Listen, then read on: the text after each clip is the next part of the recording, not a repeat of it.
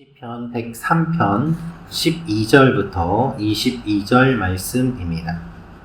동이 서에서 먼 것 같이 우리의 죄과를 우리에게서 멀리 옮기셨으며 아버지가 자식을 긍휼히 여긴 같이 여호와께서는 자기를 경외하는 자를 긍휼히 여기시나니 이는 그가 우리의 체질을 아시며 우리가 단지 먼지뿐임을 기억하심이로다.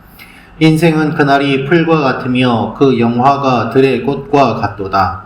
그것은 바람이 지나가면 없어지나니 그 있던 자리도 다시 알지 못하거니와 여호와의 인자하심은 자기를 경외하는 자에게 영원부터 영원까지 이르며 그의 의의는 자손의 자손에게 이르리니 곧 그의 언약을 지키고 그의 법도를 기억하여 행하는 자에게로다.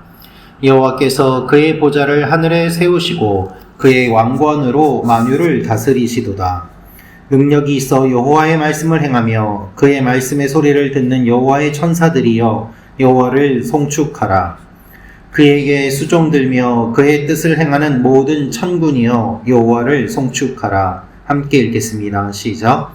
여호와의 지으심을 받고 그가 다스리시는 모든 곳에 있는 너희여 여호와를 송축하라. 내 영혼아 여호와를 송축하라. 아멘.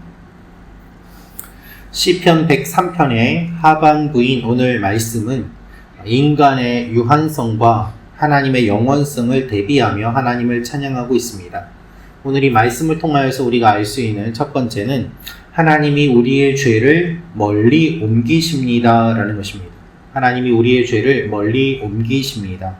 우리 12절 말씀 다시 한번 읽겠습니다. 시작. 동이 서에서 먼 것 같이 우리의 죄과를 우리에게서 멀리 옮기셨으며. 아멘. 하나님께서는 우리의 죄과를 멀리 옮겨주십니다. 하나님은 우리의 죄를 용서해 주시고 또 그 죄로 인한 결과들을 하나님께서 멀리 옮겨주신다고 고백하고 있습니다. 본문의 의미는 하나님께서 의지를 가지고 우리에게서 죄를 떼어내고 그 죄의 악한 결과들을 저 멀리 치워버린다는 의미가 담겨 있습니다. 지은 죄 때문에 가해지는 결과를 죄과라고 하는데 다윗이 하나님 앞에 범죄하였을 때 하나님께서는 그를 용서해 주시기는 하셨지만 간음으로 태어나게 된 아이는 생명을 잃었고 또한 그가 자신의 자식들에게 계속해서 쫓김을 당하며 그 범죄한 이후의 인생이 평탄치 않음을 우리는 잘 알고 있습니다. 그 죄의 과를 그는 너무나도 많이 맛보았던 것입니다. 그렇지만 그가 이렇게 고백하는 이유는 무엇입니까? 그가 하나님의 신실하심과 하나님의 도우심을 경험하였기 때문입니다. 내가 죄를 짓고 그 쓴 열매를 내가 먹을 수밖에 없지만 그럼에도 불구하고 하나님께서는 내가 지은 죄의 그 결과보다 덜 나를 심판하시고 덜 힘들게 하신다는 믿음의 고백을 하고 하나님께서 이제 나를 용서하셨고 나를 아무 죄와 상관이 없는 사람으로 인정해 주신다라는 그의 믿음의 확신이 마음속에 들었기 때문에 이렇게 고백하는 것이죠. 사랑하는 성도 여러분, 만일 뱀이 우리 자녀를 물었다고 생각해 보십시오. 그런데도 그 뱀을 계속 자녀 옆에 두는 부모가 있을까요? 없을 것입니다. 가장 먼 곳으로 치워버릴 것입니다. 그 뱀을 없애버릴 것입니다. 위험하고 더러운 것들을 멀리 보내버릴 것입니다. 하나님께서는 오늘도 회개한 하나님의 백성의 죄를 멀리 던져버리십니다. 그리고 그 죄의 결과를 하나님께서 정리하시고 또한 회개한 백성이 더 이상 죄를 짓지 않도록 지켜주십니다. 이것이 하나님께서 하시는 일입니다. 이 하나님을 기억하며 나아가는 여러분과 제가 되기를 원합니다.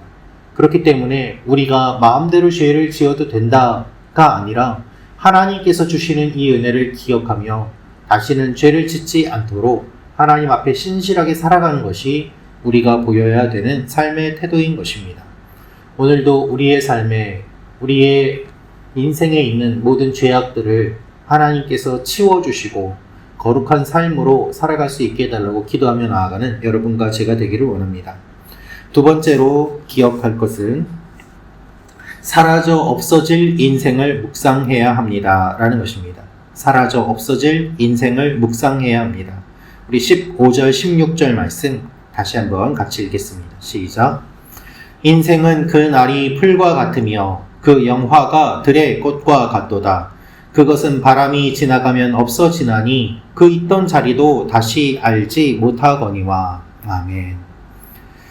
우리의 인생은 먼지와 같다라고 이야기하고 있습니다.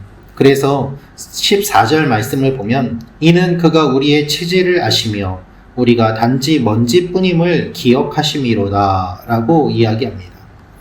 생명력이나 수분이 없으면 다 말라 비틀어지고 만지면 바스락거려 손 안에서 날아가 버리는 무력한 존재, 흩어지는 존재. 그래서 마른 풀과 같은 존재라고 시인은 고백하고 있습니다. 바람이 지나가면 없어지는 것입니다. 언제 풀과 꽃이 피었는지 기억하는 사람도 없어질 것입니다. 영원하신 하나님과 비교해서 우리 인간은 너무나도 유한하고 약한 존재임을 다윗은 고백하고 있습니다. 많은 분들이 이렇게 이야기합니다. 언제 이렇게 시간이 흘렀고 내가 언제 이렇게 나이를 먹었는지 모르겠습니다 라고 말입니다. 그렇습니다. 어느새 아이들은 훌쩍 커버리고 내 이마에는 깊은 주름이 생깁니다.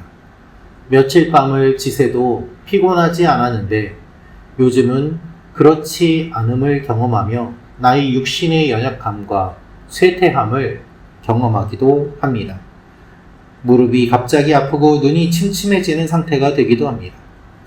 저는 개인적으로 핸드폰에 인생 어플이라는 인생시계라는 어플을 설치해서 보는데 지금까지 태어나서 몇 개월이 지났고 며칠이 지났고 계절로는 얼마나 반복돼서 지냈는지 그런 것들을 알려주는 그런 어플입니다. 저도 돌이켜보니까 결혼하고 23년이 지났고 목사가 되고 22년이 되었고 우리의 인생은 길어 보이지만 돌이켜보면 한숨과 같고 그리고 유한함을 보게 됩니다.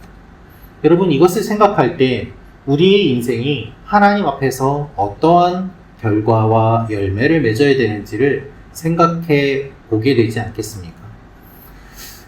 아침에는 죽음을 생각하는 것이 좋다라는 책이 최근 얼마 전에 베스트셀러가 된 적이 있습니다.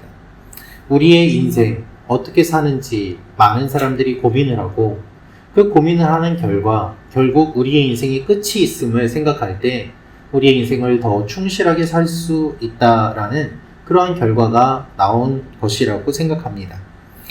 그 책 이전에 이미 성경은 무엇을 이야기하고 있습니까?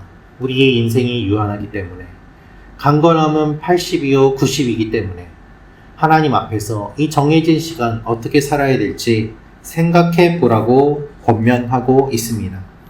오늘 다윗이 고백하는 것처럼 인생은 그 날이 풀과 같으며 그 영화가 들의 꽃과 같고 바람이 지나면 없어지고 그 있던 자리도 다시 알지 못하는 이와 같은 상황 속에서 하나님이 오늘 우리를 불러주시고 아침에 기도하게 하십니다. 그래서 짧은 인생 의미 있게 하나님과 동행하기를 원하는 마음으로 우리를 이 아침에 불러주셨습니다. 이 아침에 하나님의 이 은혜를 기억하며 기도하며 나아가는 여러분과 제가 되기를 원합니다. 마지막으로 알 수 있는 것은 모든 존재들이 하나님을 찬양합니다 라는 것입니다. 모든 존재들이 하나님을 찬양합니다. 우리 20절부터 22절 말씀 같이 읽겠습니다. 시작. 능력이 있어 여호와의 말씀을 행하며 그의 말씀의 소리를 듣는 여호와의 천사들이여 여호와를 송축하라. 그에게 수종들며 그의 뜻을 행하는 모든 천군이여 여호와를 송축하라. 여호와의 지으심을 받고 그가 다스리시는 모든 곳에 있는 너희여 여호와를 송축하라. 내 영혼아 여호와를 송축하라. 아멘. 20절에 능력이 있어 여호와의 말씀을 행하며 그의 말씀의 소리를 듣는 여호와의 천사들이여 라는 표현으로 천사들을 묘사하고 있습니다. 막강한 힘을 가진 천상의 존재들이 하나님 앞에 경배하는 모습을 묘사하고 있는 것입니다. 여러분, 아무리 강한 힘을 가진 존재라고 하더라도 그 위에 그것을 다스리시는 하나님이 계십니다.